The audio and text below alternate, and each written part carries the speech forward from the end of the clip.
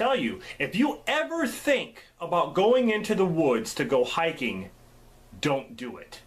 Stay home where it's safe, because there's a new killer in town called the Hiker. And he's the Michael Myers of the woods. He sits there and he stares at you from afar. He wears these sunglasses. His are cooler though. He's got like a red tint. It almost looks like red eyes looking at you. He wears a hood and a cap. Don't come face to face with him. Anyway, I just saw a movie that I've been wanting to watch for a while.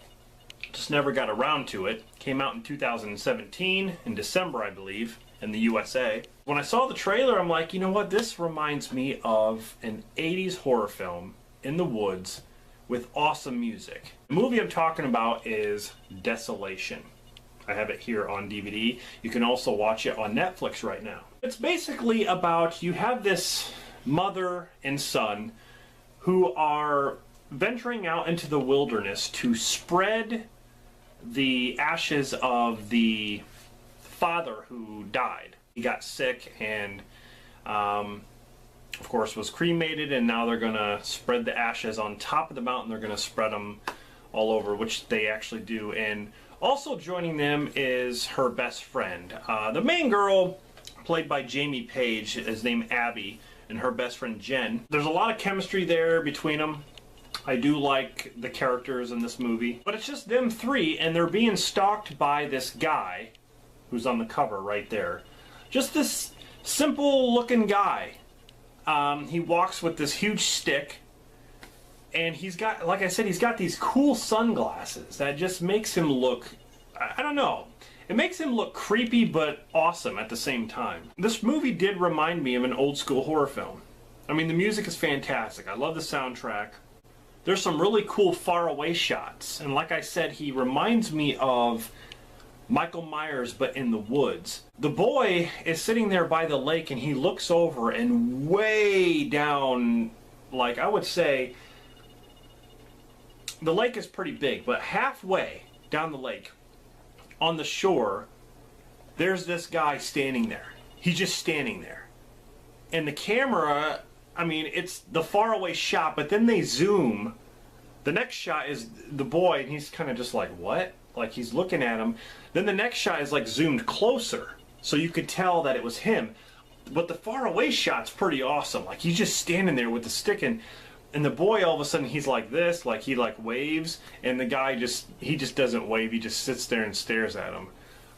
And then the boy, I forgot what he does. He like looks away and to look at something, and he looks back, and the guy's gone. They do that a couple times. It's a horror movie cliche, what they usually do. Oh, someone's there, and then they're not.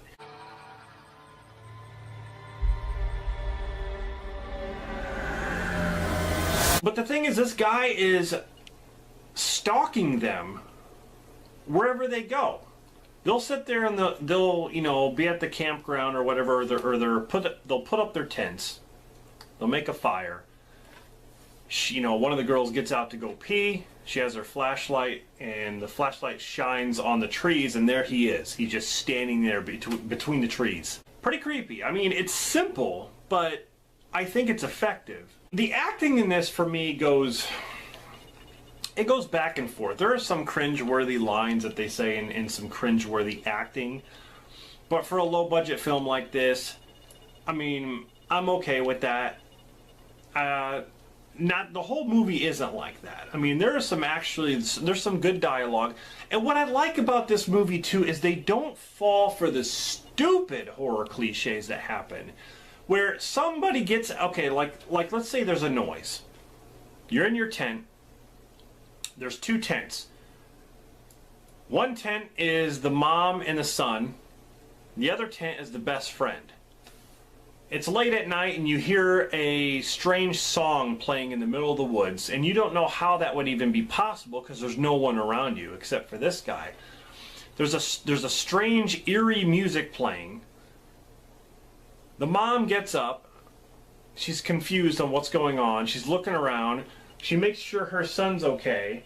And then instead of walking out like a dumbass to see what it is by herself, which would actually happen in today's world, of horror movies where some dumbass goes by themselves to see what's going on, to investigate the noise.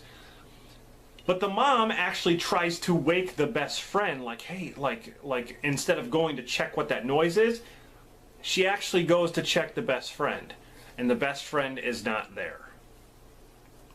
So there's a little bit of a Blair Witch moment here. She starts calling out her name. They keep, you know, they stay awake all night, and then it turns into morning.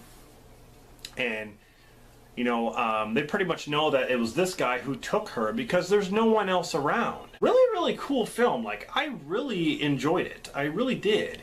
Is it the greatest? No. But, I mean, for 2017, for a low-budget film, you know, some of these are hidden gems, and that's why I give independent films and like low-budget films a chance. Some of them can be better than some of these theatrical releases, and it's really sad that some of these films that are made so well and do, you know, really good, that they don't get more attention. They should be getting a lot more attention. So the killer, yeah, he wears these glasses, and there's a certain scene in here where the killer actually drops his glasses, and the boy actually gets the glasses like this, and the guy's like looking at him like, oh shit. And the boy breaks his glasses and throws it in the fire, and I'm like, oh! I'm like, oh, you're in trouble now, kid. You might as well kill yourself, because now he's pissed. The killer is pissed. I thought that was kind of funny. Then the killer actually pulls out a knife after he throws the glasses in the fire, and he's like, oh shit, like, you just ruined his glasses. Oh man, I can't think of what would have happened if he would have took his hat off his head. Oh my god. I like movies like this. I think this is a good one. I don't know. I don't know if there's even a Blu-ray release. I should get this on Blu-ray, but it's on Netflix if you want to check it out. I actually got this DVD really cheap. That's my review. If I had to rate this movie, I would say out of 10, I would give this movie a solid 8. I believe it deserves that. So yeah, this is Rob signing off. See you guys in the next one. About to go out into the woods now. I need my stick. Where's my stick?